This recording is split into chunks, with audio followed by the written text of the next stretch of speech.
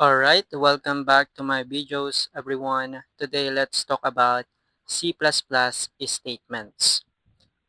C++ statements basically pertains to the things that you print out, like this, the hi. If we run it, we're gonna get hi. If we want to, hi. If we want to make another one, we just need to use cout. Do not forget the double quotation. You can also use single quotation.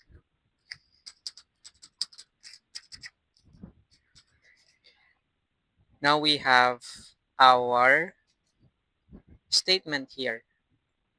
One thing that I want you all to remember when making a statement is that do not forget the semicolon. Semicolon acts like a period at the end of every sentence in C++, like we have here. Now, as you can see, hi and I am Jeff is separated. Why? Because we have the end L. If we want to separate statements, we're just gonna use end L. End L means end line. You're gonna end the line. But if we remove the end L, let's see what's gonna happen. Basically, what will happen is hi and I am Jeff will combine like we have here.